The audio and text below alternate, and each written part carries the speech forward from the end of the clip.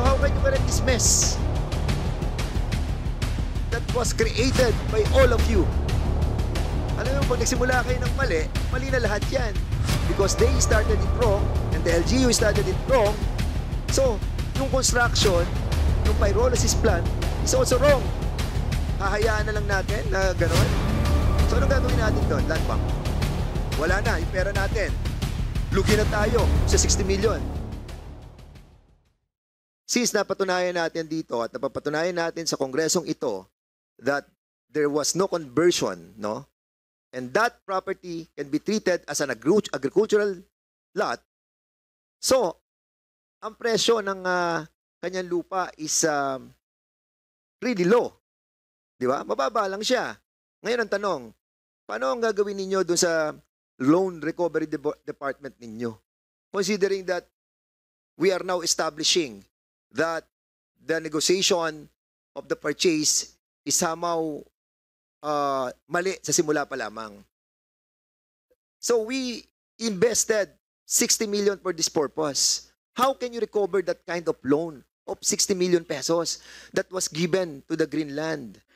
Considering that their property as a collateral, it's so much under the release of 60 million loan. Paano gagawin natin dito, ma'am? Sir, if I may, the valuation is not only based doon sa property itself or on the real estate property, But also on the building. We gave valuation to the pyrolysis equipment that they purchase, and of course the Yes. building, the pyrolysis Yes, plant. but in accordance Yes, with the BPLO, the ruling ng Office of the Building Official, okay?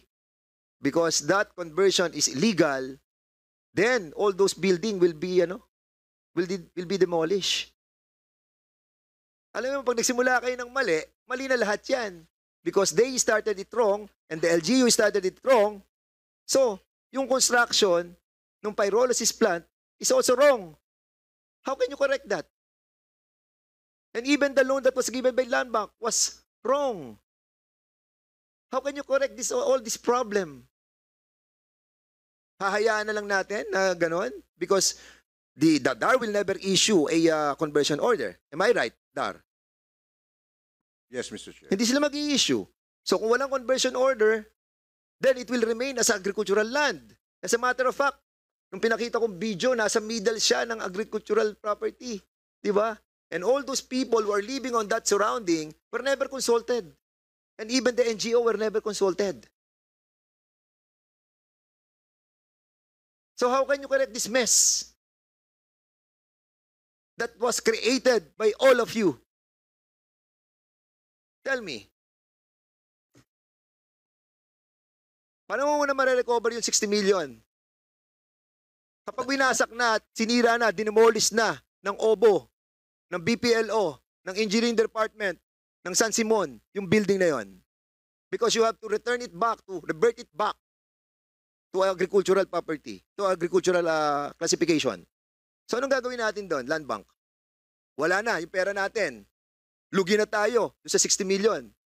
And even the building that kasama doon sa assessment, wala na yon. And that's the reason why you were asked to have an investigative background, credit information. 20 days ang binigay nga sa inyo sa website nyo. Pero you never assess, you never investigated that area.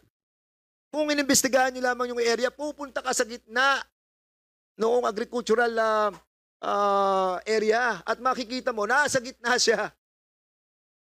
Nasa gitna siya. Paano nakalusot sa inyo mga mata yun? Paano nakalusot sa inyo? Did you ever try to talk to the people living on the surroundings? That the dominant people who are living there are all agricultural areas. Land Bank. Yes, sir. We actually, the land was given valuation and it was appraised. So ocular site inspection was also made before the loan was. Mr. Chairman,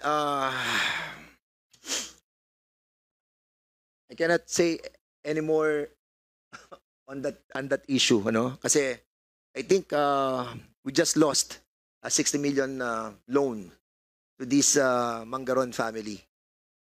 And I'm pretty sure that since hindi ko alam kung paano natin ko-correct yung problem because we cannot convert the property.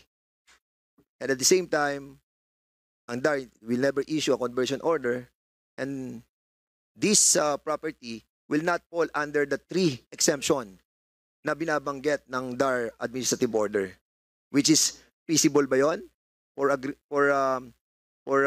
transferring from agriculture to non-agriculture area, or is there any what do you call this, the interagency planning task force was created? Walang ganon eh. Kaya Mr. Chair, I believe that